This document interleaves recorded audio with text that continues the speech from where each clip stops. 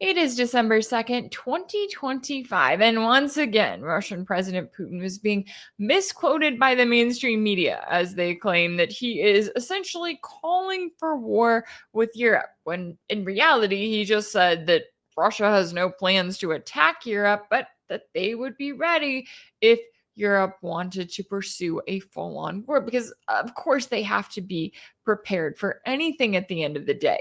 Now, this also comes as you have Putin meeting in person with a delegation from the US, including Steve Witkoff and Jared Kushner, who managed to weasel his way into that one.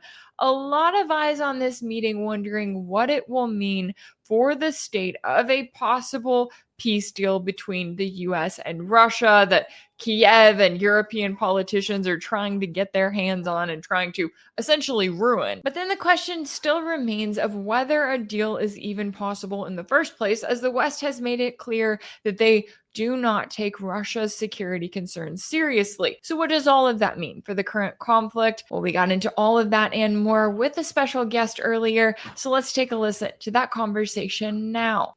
Joining me now to discuss is Larry Johnson, a former CIA analyst and national security expert. Larry, thanks so much for taking the time to join me. Always honored by the invitation. Thanks for having me. I'm always happy to have you on the show. Now, I want to get your take on the latest here, as Russian President Putin is being misquoted once again in the Western media after he called out Europe for hindering U.S. efforts to achieve a settlement by refusing to offer a serious proposal. And he said, quote, Russia has no intention of going to war with European countries, but if Europe wants war, Russia is ready. So, how do you view the Russian president's statement, especially as it's coming ahead of his meeting with Steve Witkoff and Jared Kushner coming from the US today, and really the message that Putin is trying to send to the West? Well, this follows on the heels of, was it Kaya Kallas's claims the other day, where she said, Russia hasn't been attacked in 100 years, but Russia's attacked 19 other countries. And it's like, good Lord. And so I put a piece up at Sonar 21, but the way my mind works, I start hearing music. And the music I was hearing was Sam Cooke's rendition of Don't Know Much About History. It's a Wonderful World, which actually was written as a footnote, written by Lou Adler and Herb Alpert. But the Sam Cooke sang it. And here's Kaya Kallas. She could be singing Don't Know Much About History, don't know much about biology, and she certainly doesn't know anything about war. Because the reality is Russia has not had a history of invading Europe. And people point to the end of World War II. Well, it took all those countries on its perimeter. Yeah, it created a buffer zone because it had been invaded multiple times previously, apart from what took place in 1941. Had been invaded by the West in 1918, 1919. British and American troops showed up in 1921 trying to overthrow the Bolshevik rule. They'd been attacked by Japan. They were attacked by the Brits and Crimea. And then let's not forget Napoleon coming in with Waterloo. So, to be worried about being attacked, it's not being paranoid. It's just been, hey, this has been the history. And yet throughout that period, Russia they never went into, the only time they went in and conquered Germany was they conquered half of Germany in 1945. They finished off what was started by Mr. Hitler and others. So, here's Kaya Kallas trying to create this false impression. And the Russians keep saying, we're not interested. I mean, they've got enough territory. They don't need natural resources. And they don't want to go up and have to suddenly be responsible for a bunch of people sporting pink, blue, or green hair. And trying to figure out what gender they are. Russia doesn't need that. They want to be left alone. And that's the problem. Europe's like that pesky kid you knew in elementary school, can't keep their hands to themselves. Constantly got to be attempting to molest somebody else. And so, as Putin said, I have no plans to attack. We're not going to. But if you attack us, we will respond. And they are prepared to do so. Yeah, and it's just crazy to me to watch some of these European politicians who continue to not only support the war in Ukraine, yes, but to take it that step further to act like, oh, Putin is about to attack all of Europe any day now. And you even had NATO's most senior military officer telling the Financial Times recently that the alliance is considering being more aggressive toward Russia, and that could include everything from cyber attacks to even a preemptive strike that they would frame as some sort of defensive action.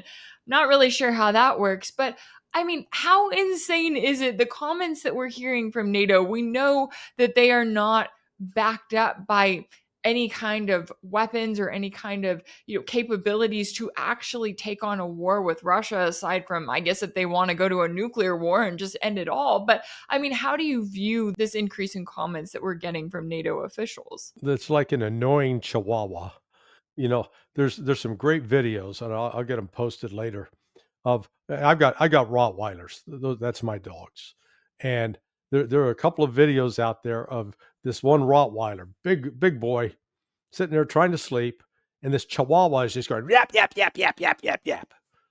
Finally, the dog raises his head, goes up, picks the Chihuahua up by the nape of his neck, and he's laying next to a swimming pool. The dog walks over to the pool and then flips the Chihuahua up in the air into the swimming pool. And the dog stops barking. That's Europe. Europe, they can make all this noise and they can sound vicious, but they don't have an industrial capability. I mean, they can't even keep Ukraine supplied with artillery shells. They don't provide replacement barrels for our howitzers that have need to be replaced. Tanks don't work. Armored personnel carriers don't. I mean, they don't have anything to offer.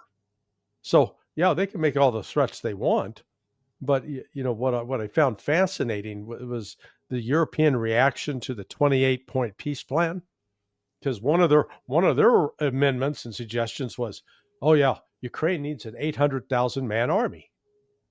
So I went and did the math. I looked up the size of the British army, the size of the French army, and the size of the German army. Those three armies combined aren't even 500,000. But they want Ukraine, which only now has 19 million people in it.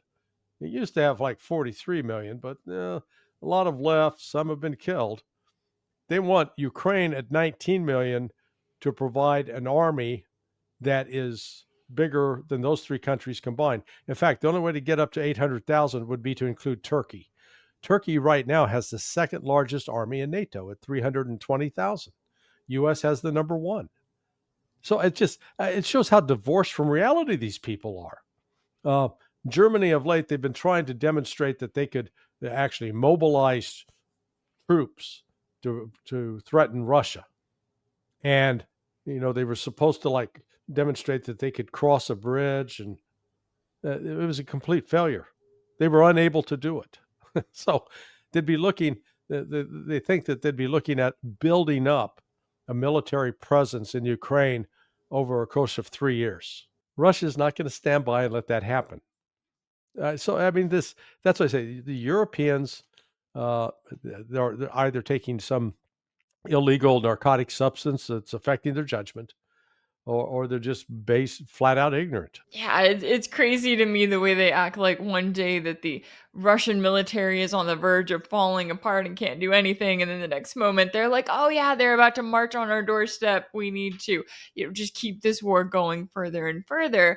And as you have all that happening, as you have the chihuahuas barking, you also have President Putin meeting with U.S. Special Envoy Steve Witkoff and Trump's son-in-law Jared Kushner in Moscow today, following a meeting between U.S. and Ukrainian officials that took place in Florida on Sunday. Now, I'm always a little wary anytime I see Jared Kushner anywhere, but the last time that Witkoff and Putin met, Witkoff presented a proposal that was used as the basis of Trump and Putin's in-person meeting in Alaska back in August. So, how do you see the hopes for moving forward with a potential deal as we have these ongoing talks between the delegation coming from the US and top Russian officials? I don't see a deal happening because the West is not willing to accept Russia's terms. And Russia is not setting out terms that are, I guess, a foundation for negotiation. They got five basic demands. Demand number one is that in addition to Crimea, Zaporizhia, Kherson, Donetsk, Luhansk are recognized as permanent parts of the Russian Federation. Putin's not in a position to say, "Oh, I'll give those back," because the people voted and the Duma approved the referendum, and so they were officially under the Russian Constitution brought in. So that's number one. Those territories are permanently Russia. Number two, NATO needs to get the hell out of Ukraine, remove its bases, remove its personnel, and vow never to let Ukraine come into NATO. Connected to that, number three, Ukraine needs to um, cut its army down to about less than 100,000. They agreed in March of 2022, the Russians and Ukrainians, at a number of 85,000. But that's the demilitarization part. Then there have to be new elections, and the new elections mean that there can't be any people who are followers or believers in that little corporal from Austria who was in command of Germany back in 1941 and 42. None of that ideology is going to be tolerated and allowed. Um, and so those are the basic positions that Russia is insisting on those. Those aren't negotiable. They don't say, okay, yeah, you can keep it in the books that Ukraine can get into NATO. No NATO. NATO needs to back off, get away from our border, leave us alone, and stop pointing your guns at us. And so, to the extent can the United States, I think Witkoff would say, okay, that's fair, but Ukraine is not going to accept it right now. And that's why Putin has said, look, either we'll get this concluded diplomatically or we'll do it militarily. And that's why I think it's going to be militarily, because under the current situation, I don't see Zelensky is accepting it. Now, there's some rumors that Zelensky's on his way out, and reportedly they're going to replace him with Zaluzhny, the former general who's been serving as Ukraine's ambassador in London.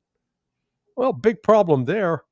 Zaluzhny is more closely tied to the Azovs and the right sectors and these people that are adherents of that old political movement in Germany from the 1940s.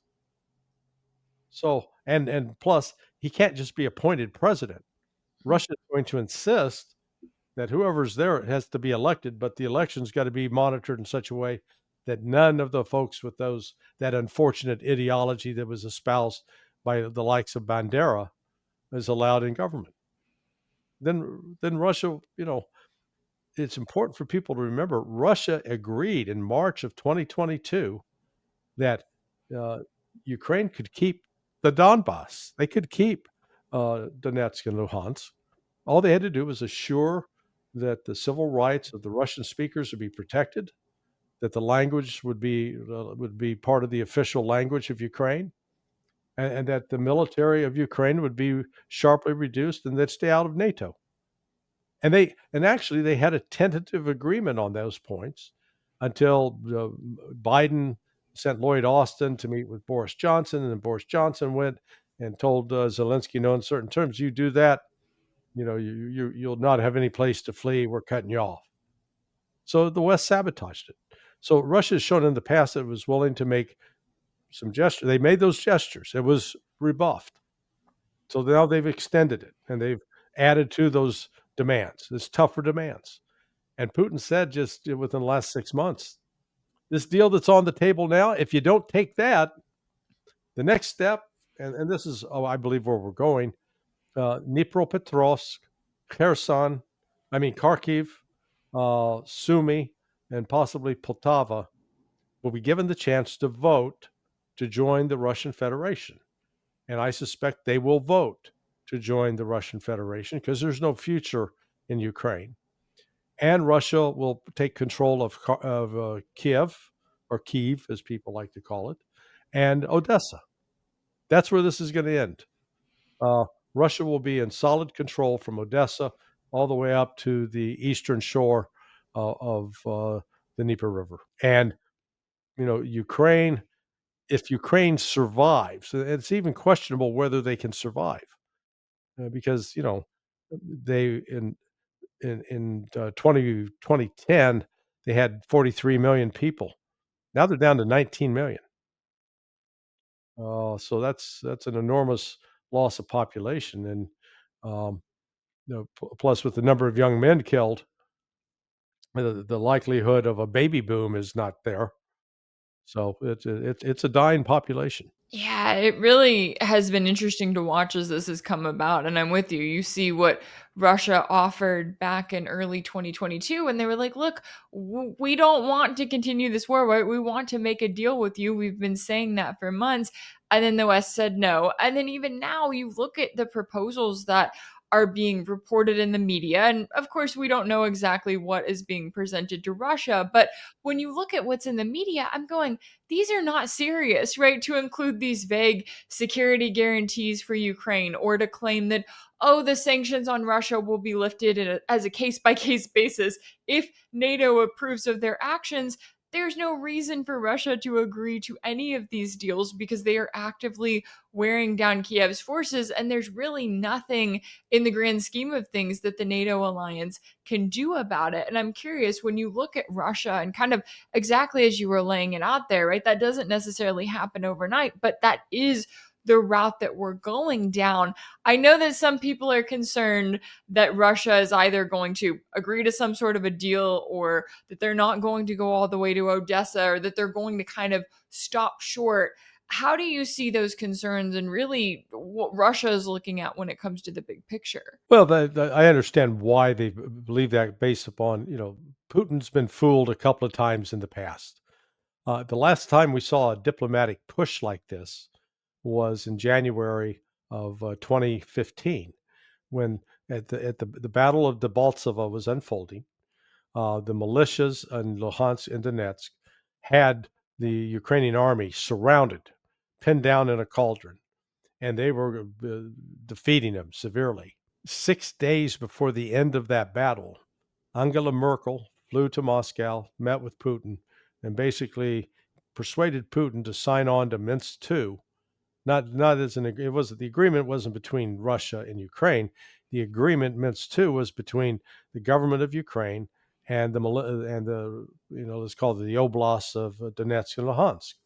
But Putin was one of the guarantors of it, as was France and Germany and Belarus. Well, as Putin later learned, that it was all a sham.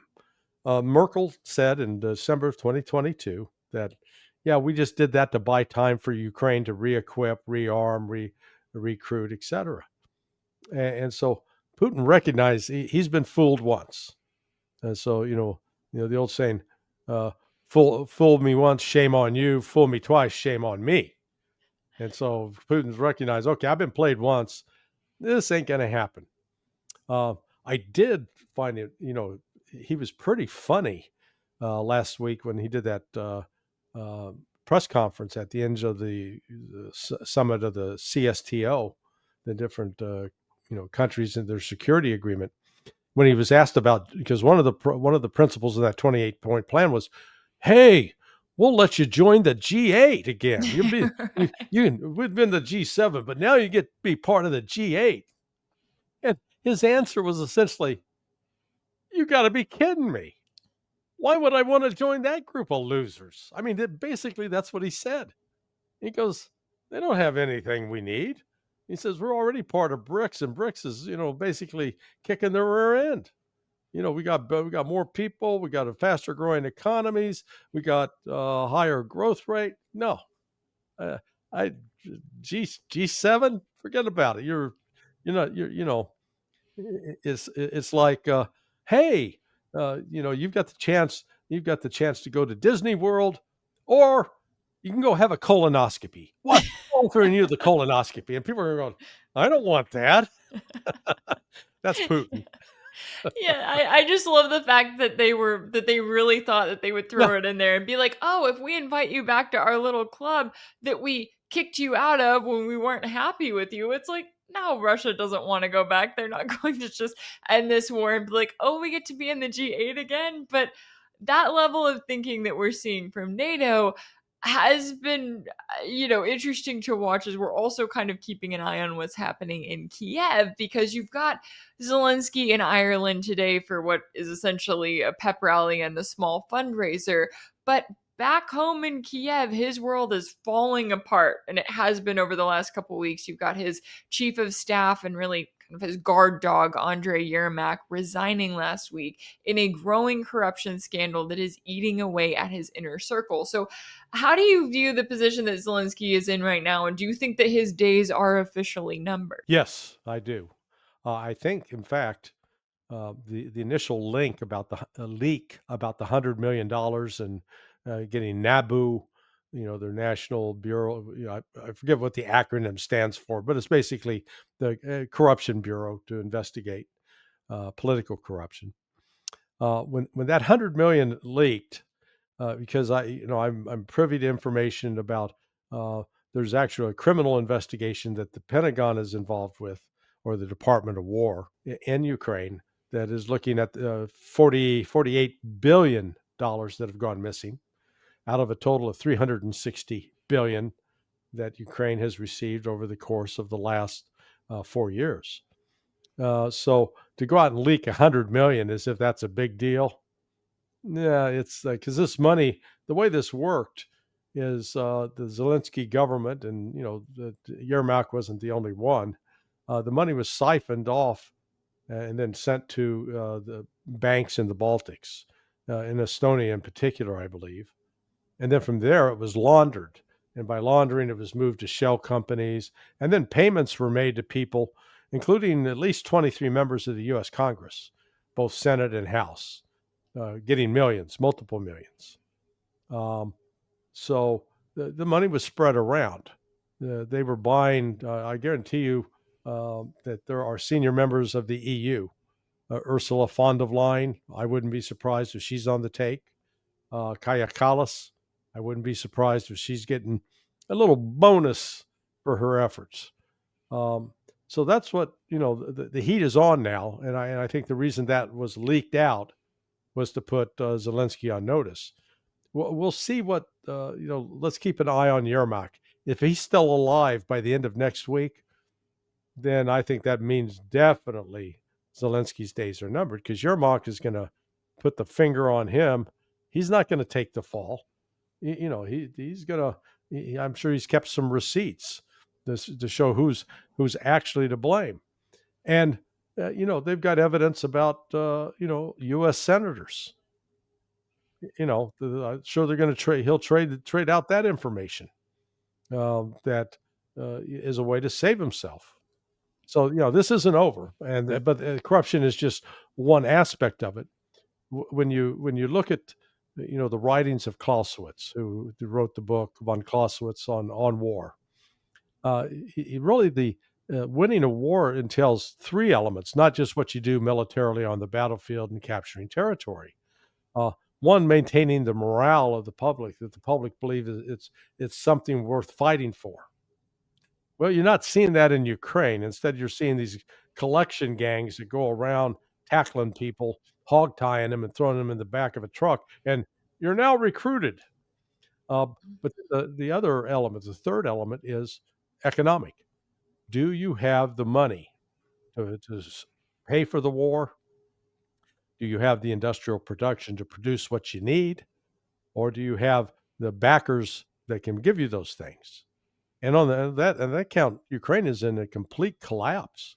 At least 30% of their economy previously was supplied from river traffic. Barges going down the Dnieper River to the Black Sea.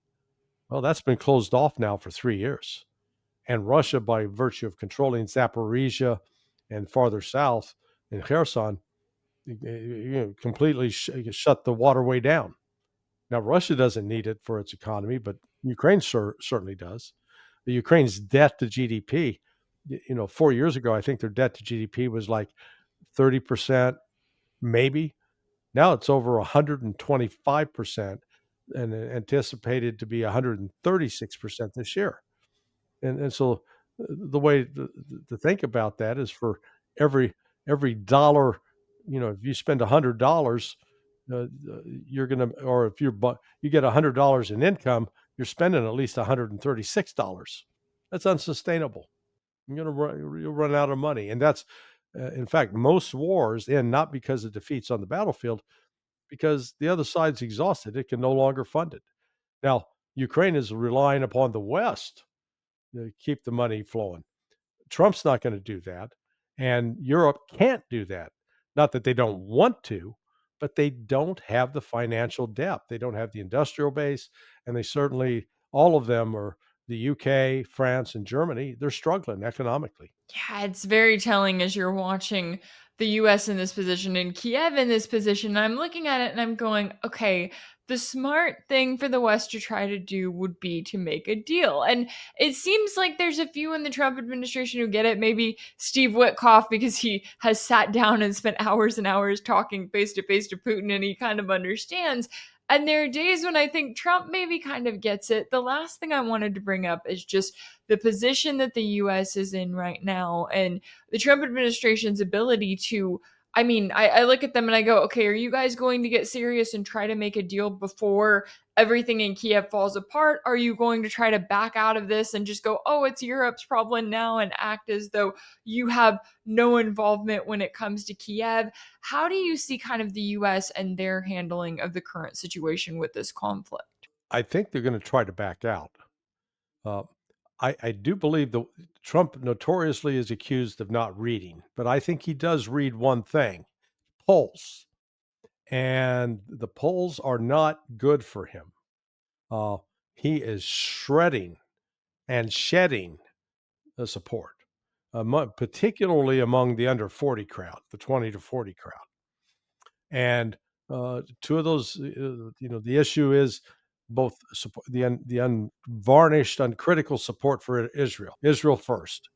That has alienated a large number, but then also perceived as his efforts to continue wars that he promised to end, or wars to keep us out of. At the same time, like he's threatening Venezuela to go to war there. So if he can extricate himself from Ukraine, and it's real simple, stop sending them money, and apparently they have. I just saw a notice from Steve Bryan who confirmed that Pentagon now, even funds that were approved under Biden, they've cut them off. So no more money's going to Ukraine. They haven't. The Trump administration hasn't made a big public show of this, but if that's true, it's one way for Trump to send Zelensky and company the message: Uncle Sugar is not going to be supplying you with any more sugar. That's done. Um, so if once the U.S. pulls out, Ukraine cannot sustain this war. It will be it will collapse, and then they'll be faced with how do we get back into the good graces of the United States. Um, and Russia, you've heard this frequent criticism about Russia moves so slowly, and the Russian army was incapable because they've only taken a little bit of territory. Um, what It just shows the lack of understanding of people, these military experts in the West, like the Ben Hodges, Dave Petraeus, Mark Hertig, um, Admiral Stavridis. So since the start of the special military operation, Russia didn't start by mobilizing. That's why it was called an SMO. In September of 2022, they did mobilize 320,000 troops. But since then, they've not done another mobilization where they're calling up 1 million, 2 million, 3 million reservists, which they absolutely have if needed. That would shift it into a war footing. So as they did that initial mobilization, and then we're relying upon conscripts coming in every month and new contract soldiers who signed up. the army grew and grew and grew until the start of this year about 750,000. Well, one of the reasons in previous years you didn't see massive offensives on 6, 7 different axes on the line of contact is they didn't have enough troops. It wasn't just a matter of enough troops to attack, but if we attack and take control of a city, do you have enough troops to defend it? So, those are the critical factors why Russia was slow until this year. And now, since September, they've taken, it looks like they're close to 1,000 square kilometers of territory. And on top of that, 86 different settlements, villages, towns. They're moving extremely rapidly in Zaporizhia and Kherson. And because the Ukrainians don't have the forces to stop them. And so Ukraine is now having to pick and choose its battles, which then give the Russians a chance that they can make a feint. They can uh, try to portray they're attacking in one area where the Ukrainians are concentrated, and then actually shift their troops to another and attack and force there. And so it forces Ukraine to constantly try to move around personnel that it increasingly has less of. They're doing deficit spending with persons. They're losing 40,000 killed and wounded a month. They're losing another additional 20 to 40,000 in desertions a month. And they're only recruiting new recruits between 17 and 20,000 a month. So, at worst, they're losing 80,000 a month and only bringing in 20,000 recruits. That means a net loss of 60,000. But whether the number is 40,000 or 60,000, you can't sustain losing 500,000 men a year when your population is shrinking and stay in the battle. So, I mean, this is where it's not just the military part, it's the economic part. When you put those two together, there's no way that Ukraine can sustain this. Absolutely no way. Yeah, it is not looking good for Zelensky, not looking good for Kiev, and therefore not looking good for the US. And I'm curious to see how long they continue at these negotiations and at what point they kind of wake up and fully see the writing on the wall. I know that there is certainly a lot at stake here all around, and I really appreciate you taking the time to join me today to break down all of the latest here. Larry Johnson, a former CIA analyst and national security expert, thank you so much for your time and insight. Thank you, Rachel. We'll see you again. If anything in this video resonated with you, be sure to like it, share it with your friends, leave a comment, and as always, don't forget to subscribe. And if you want to keep up with all of my work, make sure that you're subscribed to my page on Substack. That's rachelblevins.substack.com. That's where you'll find ad-free videos and new weekly episodes of my exclusive series for paid subscribers called Sanctioned. You can also check out Sanctioned over on my page on Patreon. That's patreon.com/Rachel Blevins. As always, thank you all so much for all of your support, and I'll see you next time.